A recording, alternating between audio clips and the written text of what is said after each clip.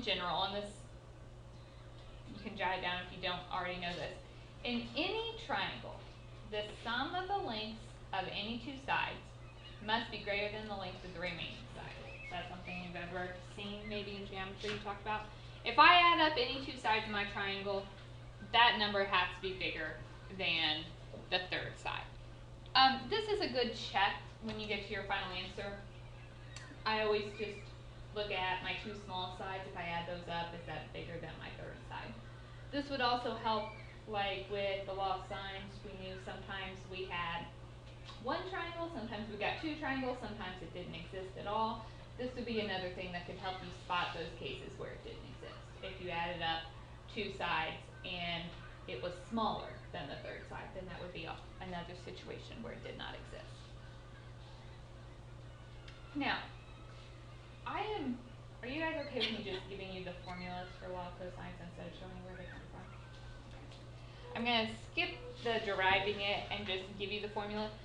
There are actually three different variations depending on which side you want to solve for in the triangle. So with law of sines, we knew that we had to have,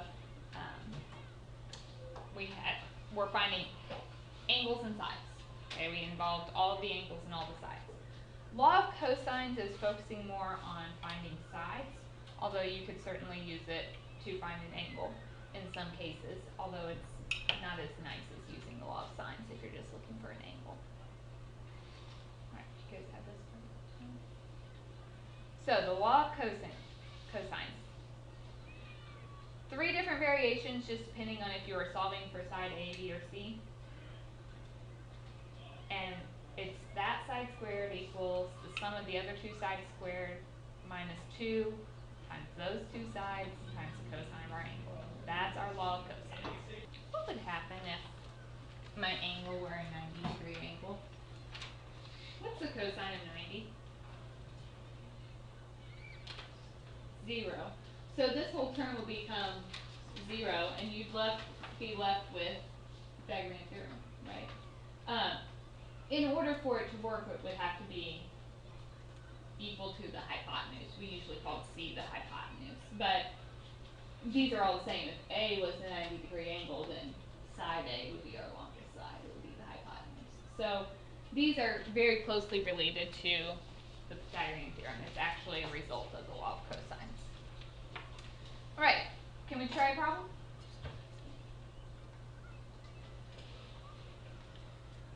A surveyor wishes to find the distance between two inaccessible points, A and B, on opposite sides of a lake. While standing at point C, she finds that side B is equal to 259 meters, side A is equal to 423 meters, and angle ACB is 132 degrees 40 minutes. Find the distance C. I usually, when I'm trying to solve these, look at the angle that's given to me. So if you're jotting this down, the important stuff would be our measurements here. We know that angle ACB is this, so that's like angle C. So which of the three law of cosines formulas are you going to use? First, second, or third? Third, because it involves the cosine of C.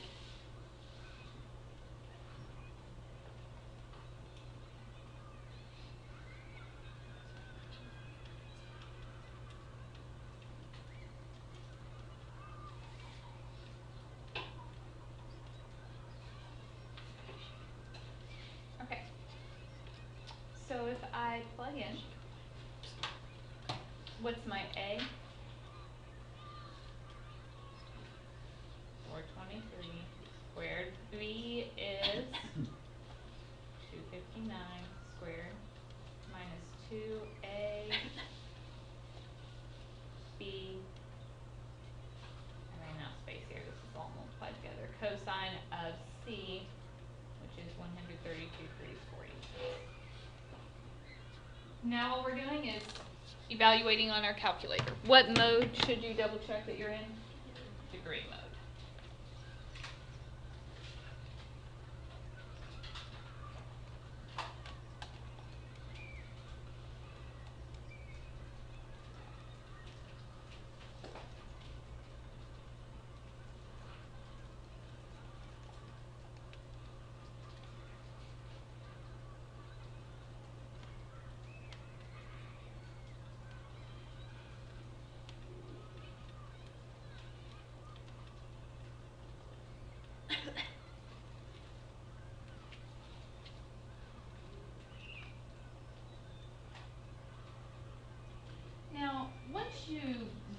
put it all in, that's what c squared is equal to. So how do we find c?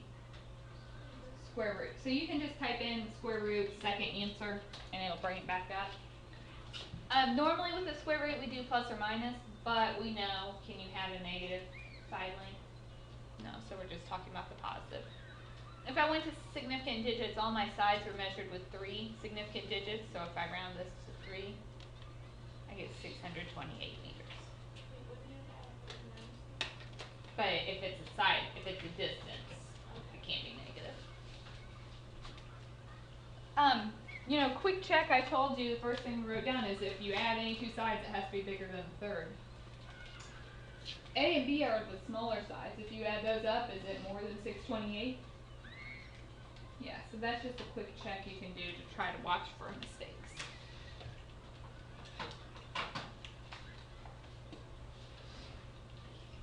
Questions there?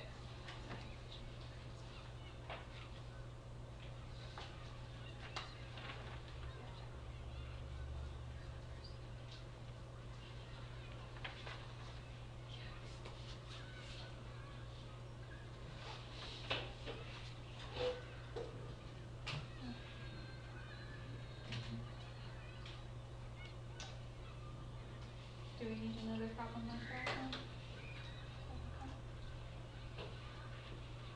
Let's go to this one.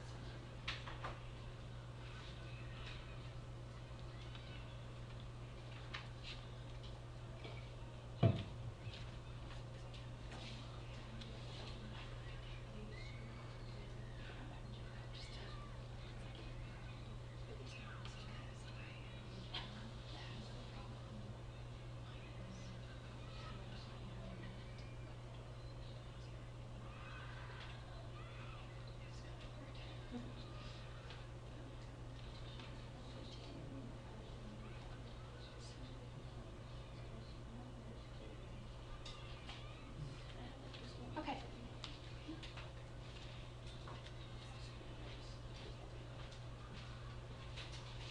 All right. So let's try this one.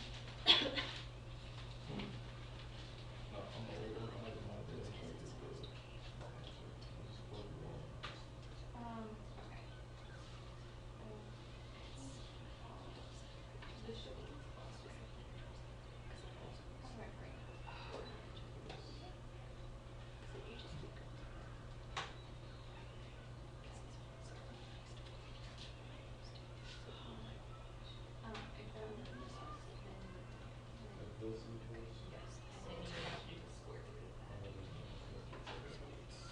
Okay. So solve triangle ABC. Solving a triangle means all the angles, all the sides. I know angle A. I know sides B and C. So since I know angle A, what might we want to do first? Okay. So A squared equals B squared plus C squared minus 2BC cosine A.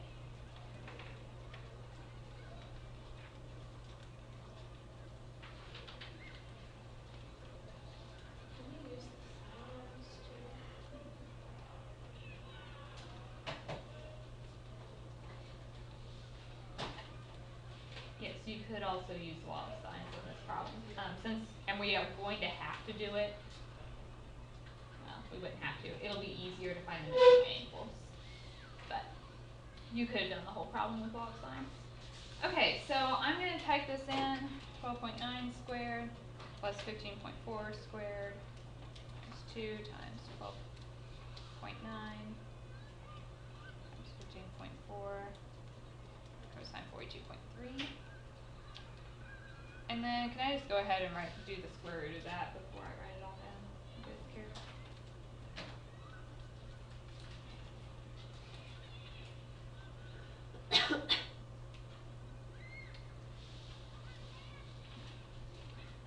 So I got 10.47, or if you did significant digits, that would be 10.5 meters here. So that's side A. We need to find one of the angles, so we have two options. We now know all of our sides, so you could do one of the other law of cosines formulas. and solve for this cosine bit and then do cosine inverse. Or we can still do law of sines. Somebody already mentioned that. Which one would probably be easier? Law of sines. Let's do that.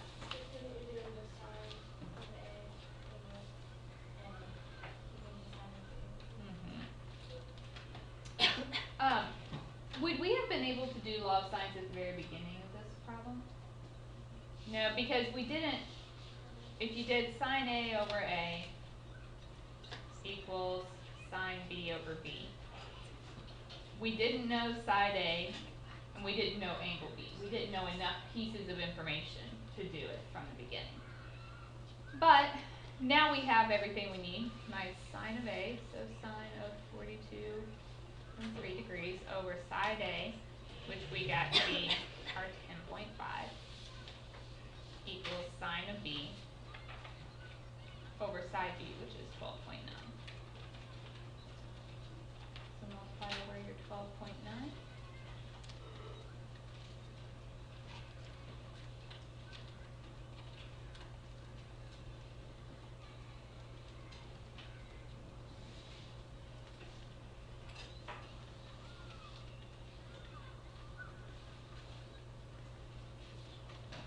We need to do sine inverse of that answer.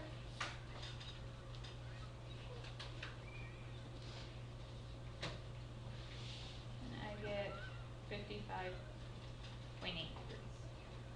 It's very important to show your work on this because the rounding is going to make a huge difference. If I had kept 10.47 in here when I worked this, then I would have gotten actually like at 56 degrees here.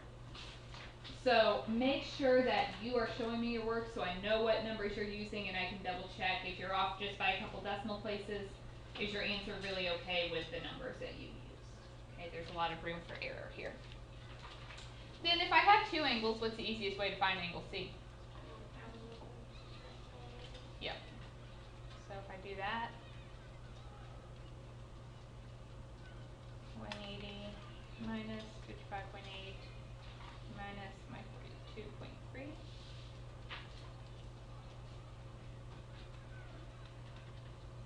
And I get 81.9 degrees.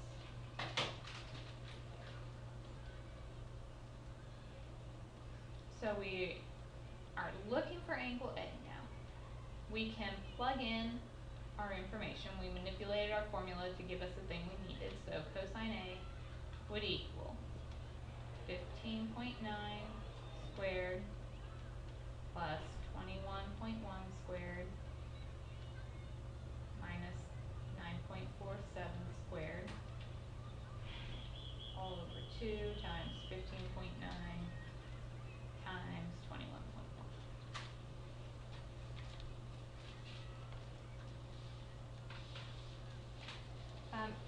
I recommend putting parentheses around the entire numerator and the entire denominator when you put it in your calculator.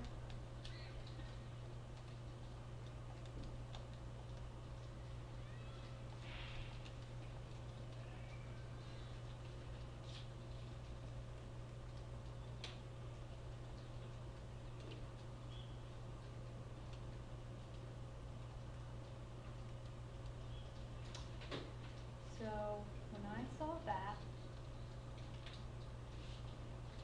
I get cosine A equals 0.90664. So now you do cosine inverse, so second cosine. We have 3 significant digits in our problem. So we need 3 on our answer, so it comes out to be 24.95, so we would call that 25 degrees. Now, when we did law of sines, we had to think about 2 quadrants. What's the other quadrant when cosine is positive? Quadrant 4. If I do 316 minus 25, is that going to work? No, because we can't have an angle bigger than 180, since we're talking about triangles. So the nice thing about the law of cosines, you get one answer and that is your answer. You don't have to worry about multiple possibilities. Okay, was that all I asked? I said solve the triangle, right? So now I have A. Don't do that one, even though it's still wrong.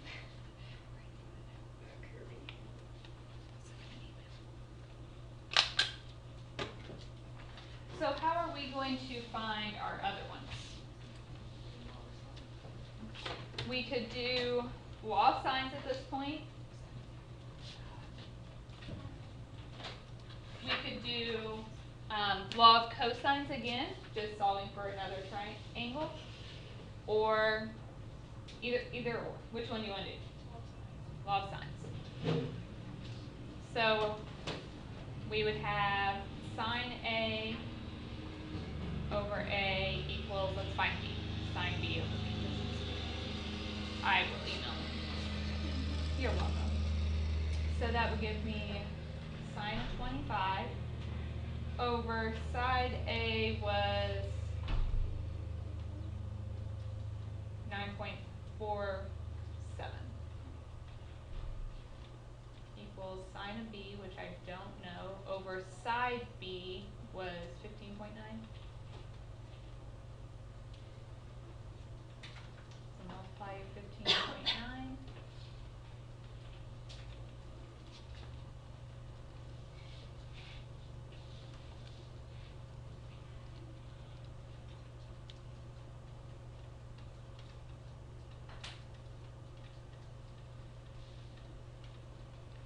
So sine inverse of that.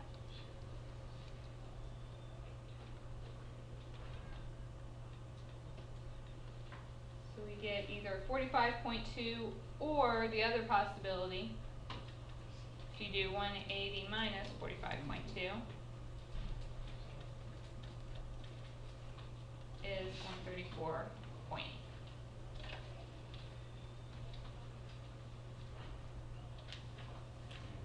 Okay, we have to figure out which one works. So the first one, if I solve for angle C, so 180 minus 25 minus 45.2 gives me 109.8.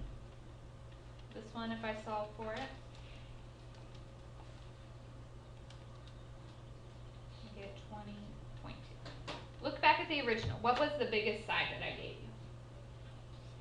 C. So angle C has to be the biggest angle. So which one works?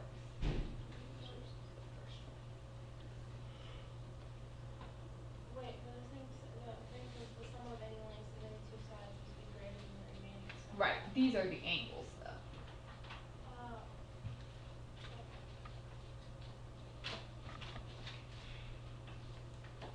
Questions there? It's really just a lot of plugging things in your calculator. Do we need more problems, or do you think you're ready to work? Can I do one on